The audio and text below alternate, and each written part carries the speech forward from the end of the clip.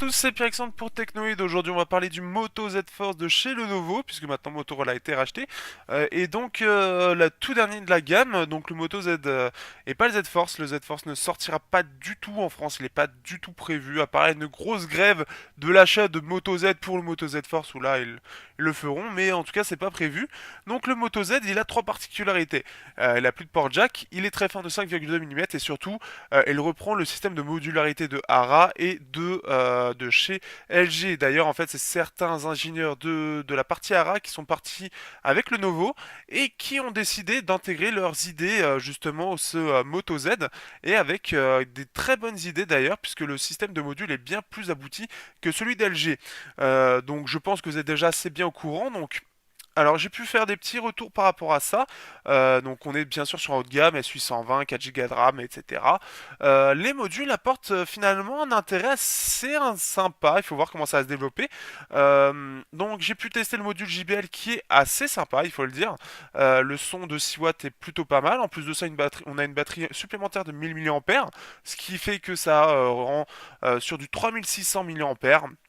Au-delà de ça, on a 6 heures d'autonomie d'ailleurs avec. On a un pico-projecteur qui est intégré aussi, donc un module, donc un autre module. On a 1 heure de projection intégrée avec la batterie, donc pareil, très bonne idée. D'ailleurs, un module, j'ai pas fait de photo malheureusement, j'ai complètement zappé, mais un module qui est assez efficace. En plus de ça, il a une fonction intelligente pour essayer de compenser en fait le côté trapézoïdal pour que vous ayez le rectangle le plus parfait en fait contre le mur. Donc ça c'est plutôt cool aussi. Et on a aussi bien sûr le kit batterie qui fait 2200 mAh et qui lui va permettre sans trop grossir l'appareil euh, de profiter tout simplement d'une meilleure autonomie.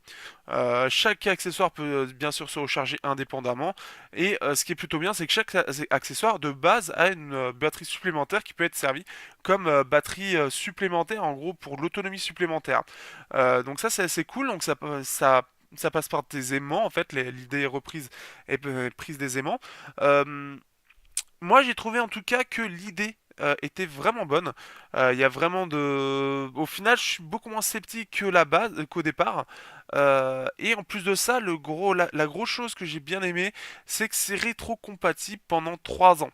Donc c'est-à-dire que tous les futurs modèles pendant 3 ans, donc les Moto Z, vont être rétrocompatibles avec ces modules. Donc c'est-à-dire que ces modules auront une durée de vie de 3 ans, 4 ans, 5 ans, selon si vous prenez le dernier haut de gamme et vous le gardez 2 ans supplémentaires.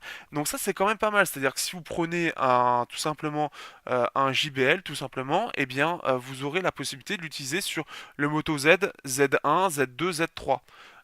Enfin Z1 et Z2, enfin en gros sur 3 modèles d'ici 3 ans. Je trouve ça quand même assez excellent.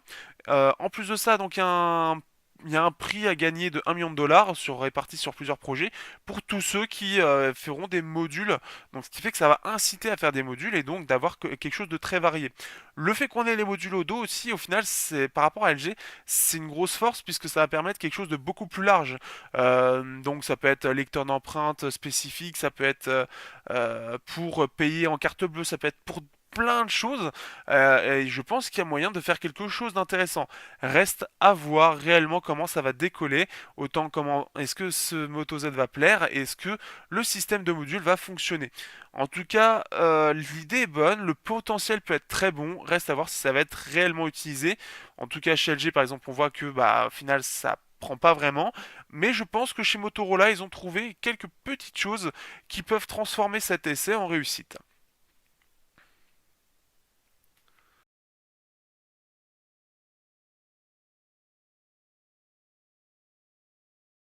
On va parler cette fois-ci du projet Tango avec la Lenovo Fab Pro 2, qui est donc une phablette de 6,44 pouces, hein, c'est un monstre, et qui intègre le projet Tango. Donc c'est un projet de réalité augmentée qui permet donc, comme vous allez voir dans la vidéo de fin, de permettre de voir des choses, voilà, un peu comme ce qu'a fait PlayStation, la PlayStation Portable, PS Vita aussi, avec la Nintendo DS, quelque chose qui voilà qui va être intégré et c'est la première phablette, enfin le premier téléphone qui l'intègre.